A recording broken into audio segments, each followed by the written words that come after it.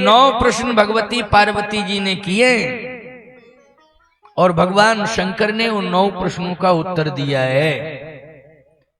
इसलिए रामचरितमानस के 9 नवायन हैं। नवायन पारायण है तो कितने नवायन हैं? 9 प्रश्न हुए। अब पहला प्रश्न क्या है? पार्वती मैया ने जैसे ही प्रणाम किया तो शिवजी ने कहा कि देखो तुम्हारा अधिकार मेरे वाम भाग में बैठने का है, वाम भाग में बैठो। वाम भाग आसन हर दीना। लेकिन पार्वती मैया ने कहा वो तो सब ठीक है, लेकिन मुझे आपसे सुननी है कथा, इसलिए कथा जो है सम्मुख बैठ करके श्रवण की जाती है। कहां बैठा जाता है? सम्मुख। इसलिए मैं तो सम्मुख बैठ करके कथा सुनूंगी। आप हमारे गुरु भी हैं, पति भी हैं और परमात्मा भी हैं, और आप जो है व्यास भी हैं, वक्ता भी हैं। मैं सब कुछ आपको ही मानती हूं।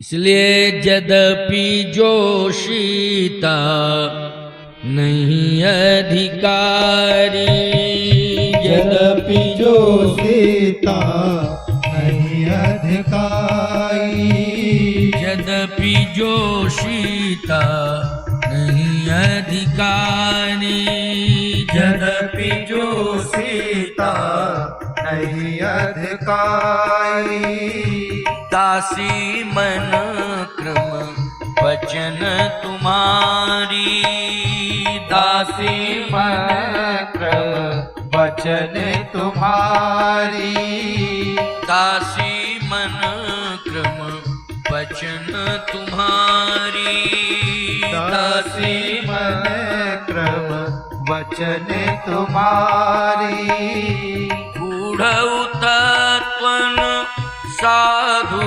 दुरावही, गूढ़ तत्वन साधु दुरावही, गूढ़ तत्वन साधु दुरावही, गूढ़ तत्वन साधु दुरावही, आरती अधिकारी जहि पावही, आरती अधिकारी जय पावही, आरती अधिकारी जहि पावही, आरती अधिकारी जय पावही, गूढ़ तत्वन साधु दुरावही, गूढ़ तत्वन साधु दुरावही, आरती अधिकारी जहि पावही, आरती अधिकारी जहि पावही, गूढ़ तत्व न साधु दुरावही। आप तो साधु हैं। साधु का अर्थ केवल भेषी नहीं होता है। साधु का अर्थ है सुंदर स्वभाव वाला, सुंदर व्यवहार करने वाला, हृदय सरल, ये साधु के लक्षण हैं। अगर तुम लोगों में ये सारी बातें आ जाएं, यही तो सद्गुण हैं, तो तुम साधु हो गए। गृहस्थी से क्या है?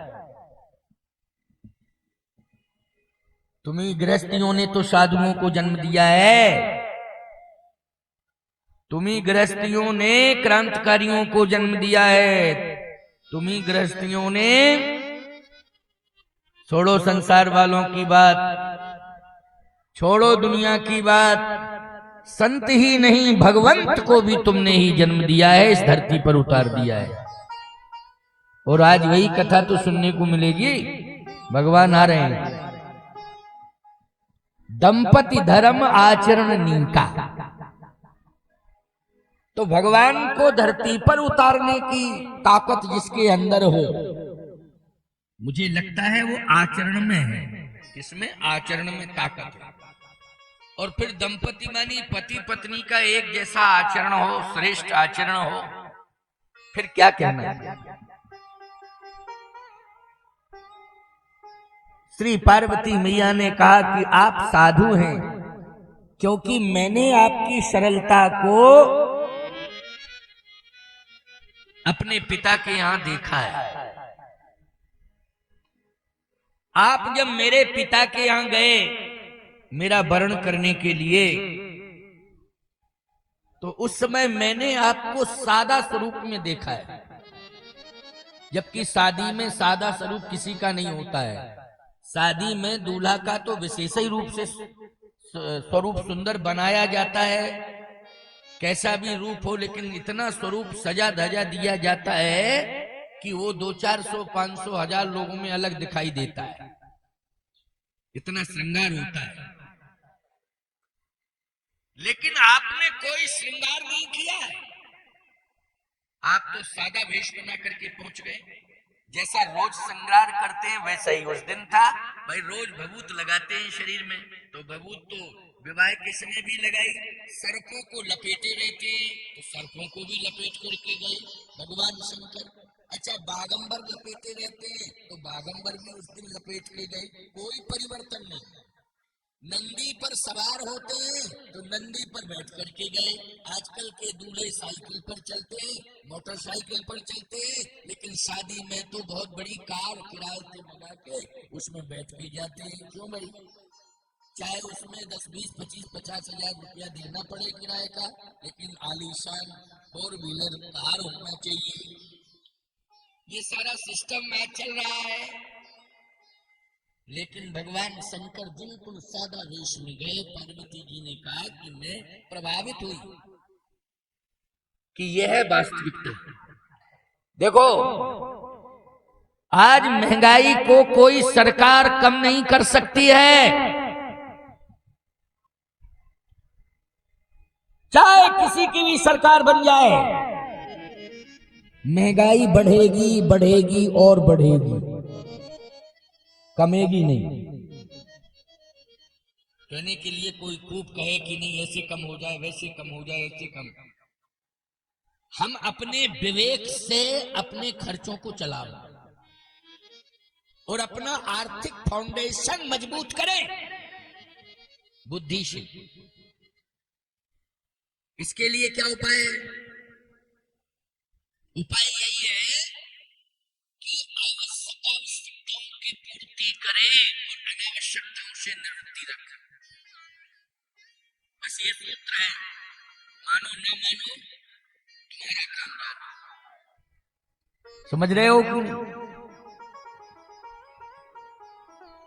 लेकिन अनावश्यक रूप से जब हम अपनी आवश्यकताओं को बढ़ाने लगते हैं तो खर्चे बढ़ने लगते हैं और हम परेशान होने लगते हैं।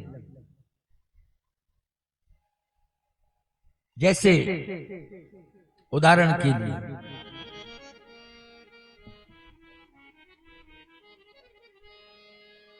शिक्षा पर महंगाई है, चलो इसमें हम कम नहीं करेंगे क्योंकि शिक्षा की महंगाई है, इसमें क्या हम कम करें? ध्यान दो, बच्चों को पढ़ाना है, बहुत अच्छी बात है। लेकिन यदि हम श्रम करने लग जाएं, स्वयं बुद्धिजीवी के साथ हम श्रमजीवी हो जाएं, तो बोलो श्रम का खर्चा तो हम बचा सकते हैं? जल्दी बोलो। शिक्षा में हम कटौती नहीं करेंगे, लेकिन जो काम हम कर सकते हैं वो तो कर सकते हैं। इसके लिए नौकर चाकर दुनिया के सहयोगियों की क्या आवश्यकता? लेकिन नहीं, जितने बड़े हम बुद्धिजीवी हैं उतने ही बड़े हम अब अभिमानी होते जा रहे हैं कि हम इतने पढ़े लिखे, हम ये काम करें। ये तो काम साधारण लोग, बिना पढ़े लिखे लोग करते हैं, ये पढ़े लिखे लोग नहीं करते हैं। यही सोच गलत है। बुरा मत मानना, तुम बहुत बड़े घर की बेटी हो, बहू बन के आई हो, तुम्हारे घर में ससुराल में बहुत पैसा है, तुम्हारे पिता के पास भी बहुत पैसा है, जिस ससुराल जिस घर में हुई उसमें भी बहुत पैसा है। लेकिन 4 बजे जग करके अपने हाथ से अपने घर का काम करना चाहिए। इससे श्रम करने से सारी बीमारियां दूर हो जाएंगी और स्वस्थ दीर्घायु जीवन होगा। चाहे जितना धन भरा पड़ा हो और चाहे जितना ज्ञान इस मस्तिष्क में हो, लेकिन हमें श्रम स्वयं अपने हाथ से करना चाहिए। नौकर नौकरानियों पर डिपेंड नहीं होना चाहिए। ये माताओं के लिए, बहनों के लिए, बेटियों के लिए शिक्षा है। लेकिन क्या बतावे, 4 बजे सुबह, भीषण भले ही गर्मी क्यों ना पड़ रही हो, लेकिन 4 बजे सुबह ब्रह्म बेला में शीतलता आ जाती है। लेकिन उस 4 बजे की शीतलता जो प्रकृति के द्वारा मिलती है, उसे कोई नहीं लेना चाहता है। कमरा बंद, एसी चालू और अब बोलो भाई, जब जगने वाला समय है उस समय गहरी नींद हो रही है। बोलो खर्चे बढ़ेंगे, बिजली कितनी महंगी हो गई है, अभी पता लग जाएगा तुम्हें। बिजली का रेट और मीटर कितना बढ़ रहा है, बोलो बढ़ रहा है कि नहीं, अभी पता चलेगा। एसी में लेटोगे सुख मिलेगा और पेमेंट करोगे तो चिल्लाओगे, इतना बिल, इतना बिल, इतना बिल। इसलिए 4 बजे एसी बंद कर दो, पंखे भी बंद कर दो और दरवाजे खोल के बाहर आ जाओ। ठंडी हवा लो, 3 घंटे की ठंडी हवा लो ब्रह्म मुहूर्त की। फिर देखो भाई, तुम्हारा बिजली का खर्चा बढ़ा, कमा, और स्वास्थ्य बढ़ा। खर्चा बिजली का कम हुआ, स्वास्थ्य बढ़ा, और स्वास्थ्य के साथ साथ विवेक जागृत हुआ। जो सुसुप्ति अवस्था में विवेक है वो जागृत हुआ। ब्रह्म बेला में ही विवेक जागृत होता है। वैसे सबके पास बुद्धि है, लेकिन सुसुप्ति अवस्था में है नहीं। कहते नहीं है क्या बता, मैं दिमाग ही काम नहीं कर रहा है, सुसुप्ति अवस्था में है इसलिए नहीं कर रहा है, क्योंकि सोते समय कोई अंग काम नहीं करता है। और यदि दिन के 12 बजे तुम कह रहे हमारा दिमाग काम नहीं कर रहा है, तो दिमाग सोया हुआ है। बोलो सोया हुआ है कि नहीं, जागा नहीं है, दिमाग सोया हुआ है, इसलिए वो काम नहीं कर रहा है सुसुप्ति अवस्था में। नहीं नहीं, ब्रह्म मुहूर्त में जागो, दरिद्रता को दूर भगाओ और बुद्धि में चेतना लाओ और ब्रह्म का साक्षात्कार करो। यह है ब्रह्म मुहूर्त। दरिद्रता भी भागती है, जो ब्रह्म मुहूर्त में जगते हैं दरिद्रता भी चली जाती है, नहीं रहती है, लक्ष्मी आती है। लेकिन नहीं मानना है तो भुगतो, हमें क्या दिक्कत है। तुम लोग कहते हो बाबाओं के बड़े जलवे जलवे, इसलिए जलवे हैं, ब्रह्म मुहूर्त में जगते हैं इसलिए जलवे हैं। जलवे जलवे कहने से क्या होता है, क्यों भाई, तुम भी जलवा लाना चाहते हो तो जगो ना, क्या दिक्कत की बात है। जो हम लोग करते हैं वही तुम लोग करो, जलवे जलवे जलवे। दरिद्रता चली जाएगी, लक्ष्मी आएगी, बुद्धि जागृत हो जाएगी, स्वास्थ्य दिव्य और भव्य हो जाएगा, एक अद्भुत व्यक्तित्व बन जाएगा। चाहे महंगाई आ जावे और चाहे कानून बन जावे, लेकिन हमारे साथ हमारे सत्य की, हमारे धर्म की ऊर्जा चेतना रहेगी। इसलिए हम अपने लक्ष्य को प्राप्त कर लेंगे, अपने लक्ष्य को हम प्राप्त कर लेंगे। इसलिए हम सबको ज्यादा सरकारों के संविधान और उनकी घोषणाओं पर ध्यान नहीं देना चाहिए।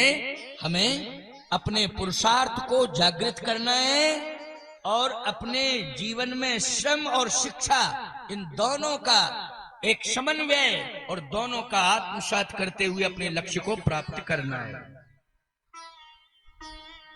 किसान आलसी हो जाएगा, कई सौ एकड़ जमीन होगी तब भी भूखे मरते रहोगे।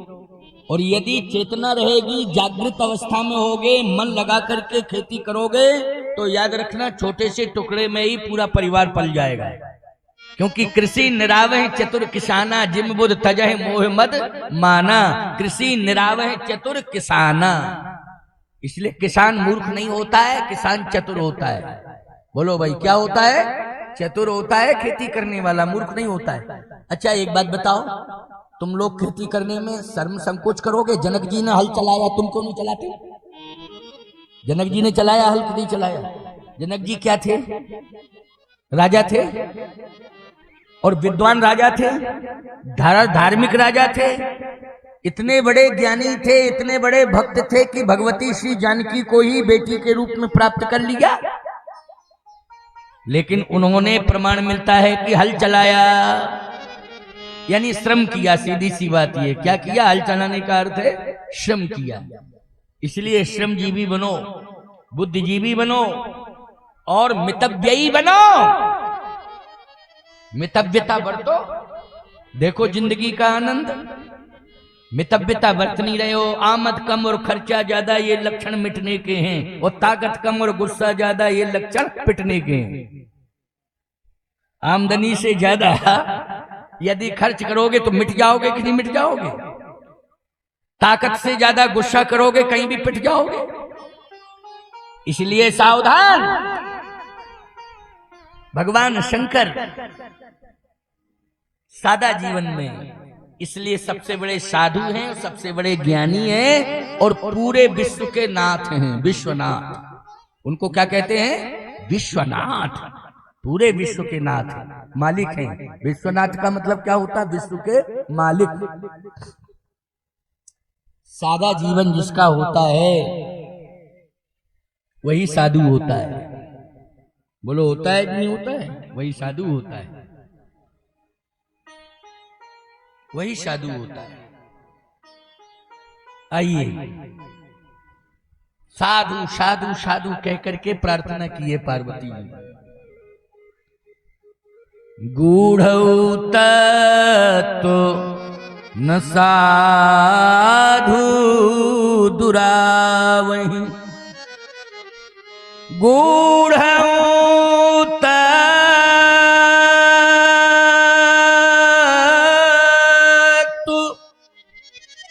न साधु दुरावहि,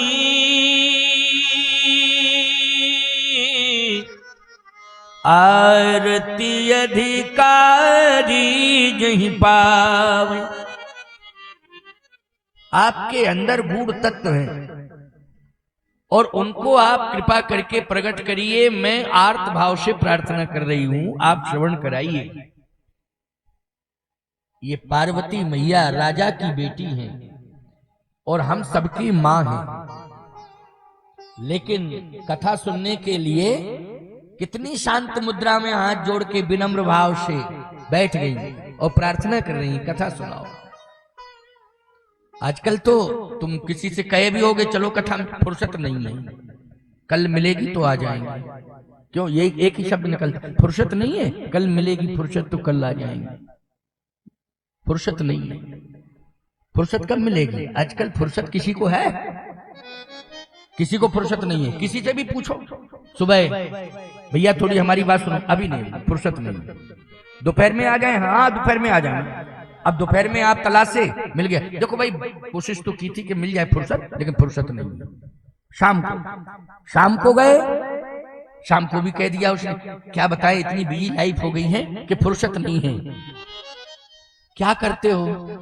काम में बिजी हो, सुबह काम, दोपहर में काम, शाम को काम, कल आना, लेकिन कल नहीं आ पाया, वो रात ही में काम से चला गया, रात में ही काम से चला गया, काम ही से चला गया। समझ लो फुर्सत नहीं, फुर्सत नहीं। एक आदमी बहुत बिजी कहता था अपने, मैं बहुत व्यस्त हूं, व्यस्त हूं, व्यस्त हूं, व्यस्त हूं, बहुत व्यस्त हूं। विवेकानंद जी का सत्संग हो रहा था, स्वामी विवेकानंद जी महाराज का सत्संग हो रहा था। तो विवेकानंद जी महाराज सत्संग कर रहे थे और लोगों ने कहा कि भाई स्वामी विवेकानंद जी महाराज का दिव्य सत्संग है, श्रवण करो। बोले क्या बता रहे? व्यस्त रहता हूं इसलिए फुर्सत नहीं, व्यस्त हूं, व्यस्त हूं। लोगों ने कहा महाराज और तो सब आए लेकिन एक व्यक्ति नहीं आया, वो बार बार यही कहता व्यस्त हूँ व्यस्त हूँ व्यस्त हूँ। स्वामी विवेकानंद जी ने कहा जो व्यक्ति अगर हमेशा इस बात को कहे कि मैं व्यस्त हूँ व्यस्त हूँ व्यस्त हूँ, तो वो व्यस्त नहीं है, अस्तव्यस्त व्यस्त है। ये स्वामी जी का भाव है, अस्तव्यस्त व्यस्त है। इसलिए ज्यादा व्यस्त व्यस्त की बात करने वाले लोग अस्त व्यस्त ही होते हैं। और जो कहते हैं हमें फुर्सत नहीं है फुर्सत नहीं है फुर्सत नहीं है, तो याद रखना वो अपने जीवन को परलोक की ओर नहीं ले जाना चाहते हैं, वो केवल लोक तक ही रहना चाहते हैं और लोक में भी न जाने कौन सी गति अधोगति प्राप्त करना चाहते हैं। समझ में नहीं आवे तो अलग बात। इसलिए जिंदगी जब तक रहेगी फुर्सत न होगी काम से, कुछ समय ऐसा निकालो प्रेम कर लो राम से। कुछ समय ऐसा निकालो प्रेम कर लो राम से। था भरा सोना सरासर लंक के दरबार में, एक रत्ती ना मिला रावण को मरती वार में। एक रत्ती ना मिला रावण को मरती बार में। आया है सो जाएगा राजा रंक फकीर, कोई विमानन चढ़ चला कोई बांधे जात जंजीर। यही है हमारा कर्म सत्कर्म कि विमान पर चढ़ के हम जा रहे हैं भगवान के यहाँ। बोलो भाई। और कुछ ऐसे हैं कि जिनके हाथों में हथकड़ियां पड़ी हैं, यमराज हथकड़ी बांध के ले जा रहे हैं, कहे चलो अब तुमको हम रिमांड पर लेंगे और पाई पाई से हिसाब लेंगे कि तुम किसके लिए आए थे, तुमने क्या किया है, किसके लिए आए थे और तुमने क्या किया है। इसलिए बड़े बड़े भूधरन पर भुजगन के स्थान, ऊंचो कुल कहीं काम को जहान हरि को नाम।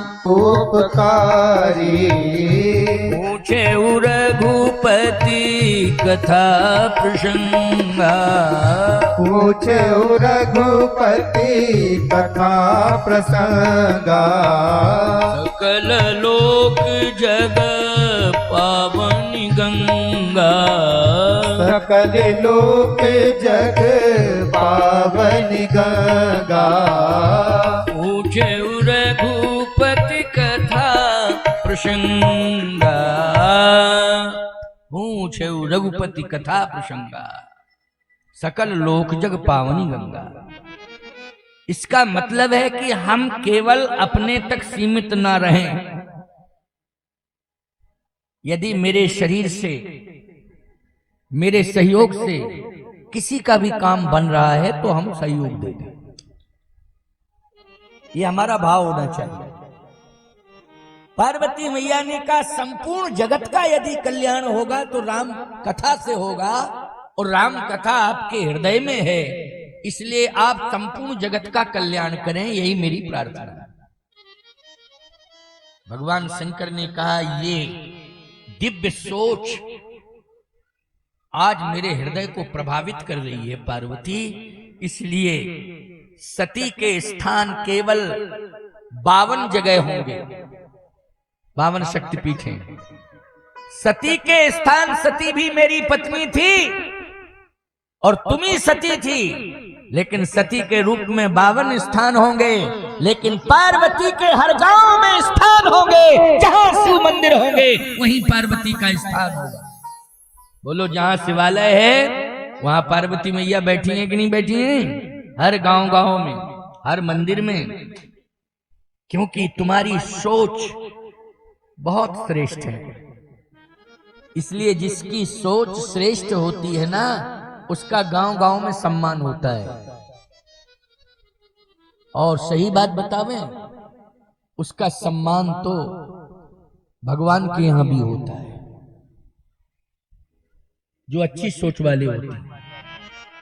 भगवान के यहाँ सम्मान का मतलब यह है कि भगवान के समीप बैठने का स्थान उसे मिलता है। ये सम्मान नहीं है तो क्या है? भगवान के समीप अगर बैठने का स्थान मिले तो बोलो ये क्या है? यही तो सम्मान है। भगवान के चरणों में बैठने का स्थान उसके लिए सुरक्षित होता है, उसकी सीट सुरक्षित होती है, इसलिए यही तो सम्मान है। अच्छा ये बताओ पार्वती कि मैं कथा तो कहूं, लेकिन कथा का विस्तार बहुत है और कथाएं बहुत हैं। हरि अनंत हरि कथा अनंता। कौन सी कथा सुनाऊं या कहां से शुरू करूं? पार्वती जी ने कहा कि मैंने संसार में एक चर्चा सुनी है और उसी चर्चा में लोग विवाद शुरू करने लगते हैं। क्या सुना है? पार्वती जी ने कहा मैंने ये सुना है कि ब्रह्म निर्गुण है। तो कुछ लोग कहते नहीं नहीं नहीं, नहीं बंद करो, ब्रह्म सगुण है। फिर कहते नहीं नहीं ब्रह्म सगुण नहीं, ब्रह्म निर्गुण है।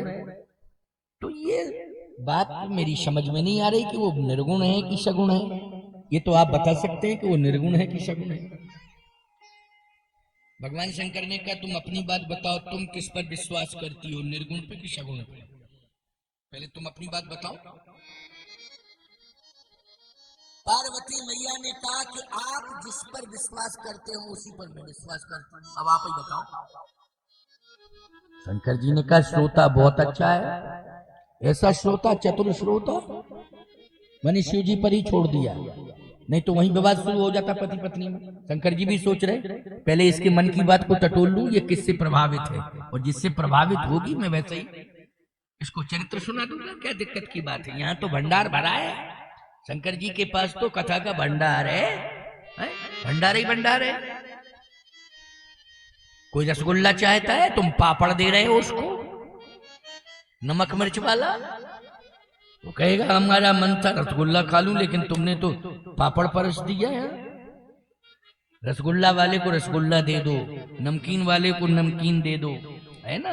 तो शंकर जी के पास तो सब कुछ है।